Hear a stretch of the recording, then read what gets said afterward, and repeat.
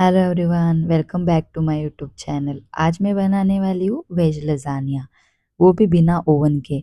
आपके पास जो भी बर्तन हो उसमें आप इसे बना सकते हैं। और ये खाने में इतना चीज़ी और टेस्टी लगता है ना कि आप खुद को इसको खाने से रोक नहीं पाएंगे। ये खाने में जितनी टेस्टी है उतनी ही फुल ऑफ वेजिटेबल से भरी हुई है। इसमें मैंने लजानिया शीट्स की जगह नॉर्मल ब्रेड का यूज़ किया है। तो शुरू करते हैं बनाना। लजानिया बनाने के लिए मैं यहाँ सबसे पहले रेड सॉस बनाने वाली हूँ। रेड सॉस बनाने के लिए मैंने यहाँ गैस पर कढ़ाई रख दी है। कढ़ाई में मैंने यहाँ 1.5 चम्मच तेल डाल दिया है। तेल में मैंने 8 से 10 लहसुन की कलियों को बारीक कट करके डाल दिया है। साथ ही मैंने एक मीडियम साइज के प्याज को बारीक कट करके डाल दिया है। लहसुन और प्याज को हमें 2 मिनट के लिए हिलाते हुए भून लेना है। लहसुन और प्याज को भूनने के बाद मैंने यहाँ 1.5 टमाटर की मिक्सी में प्यूरी बनाकर रखी थी। उस प्यूरी को अब हमें उसमें डाल देना है और हमें 2 मिनट के लिए वापस से उसको कुक कर लेना है। कुक करने के बाद हम मसाले डालेंगे।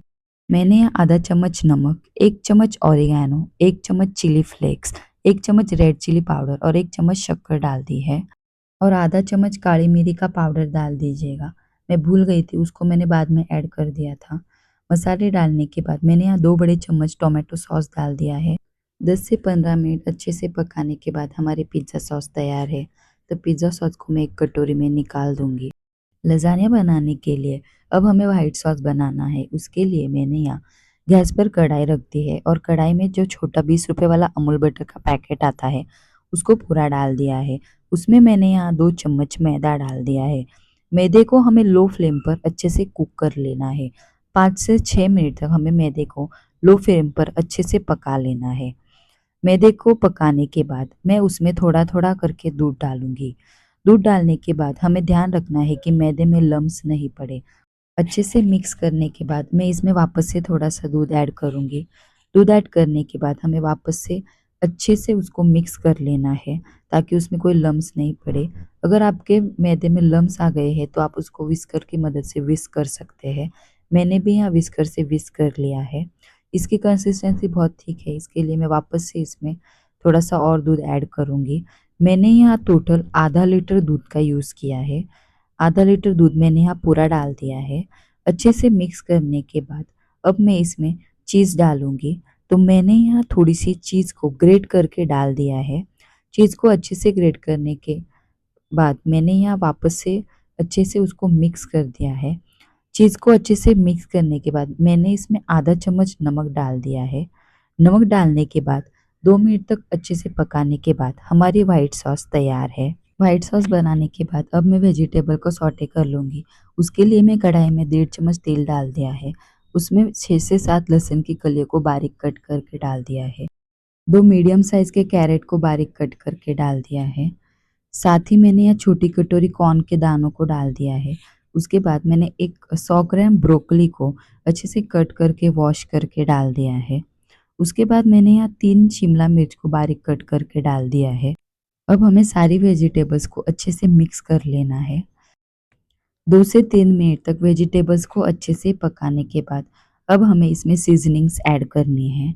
तो मैंने यहाँ आधा चम्मच नमक, आधा चम्मच काली मिरी का पाउडर, 1 चम्मच ऑरिगेनो, 1 चम्मच चिली फ्लेक्स डाल दूंगी। उसके बाद हम हमें वेजिटेबल्स को अच्छे से मिक्स कर लेना है।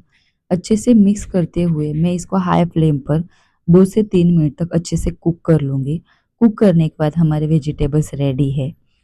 लजानिया बनाने के लिए अब हमें लजानिया शीट्स तैयार करनी है। उसके लिए मैंने यहाँ ब्रेड्स ले लिए हैं। ब्रेड्स के साइड में जो ब्राउन कलर का पार्ट रहता है उसको मैं छुरी की मदद से कट कर दूंगी। जिस तरीके से आप देख रहे हैं उस तरीके से हमें ब्रेड के साइड में जो ब्राउन कलर का पार्ट है उसको निकाल देना है। इस तरीके से मैंने यहाँ सारे ब्रेड्स के पार्ट को निकाल दिया है। उसके बाद हमें ब्रेड को अच्छे से बेल लेना है। जिस तरीके से हम रोटी बेलते हैं उस तरीके से ब्रेड को बेल लेना है। तो उसके बाद हमारी लजानिया शीट्स तैयार है।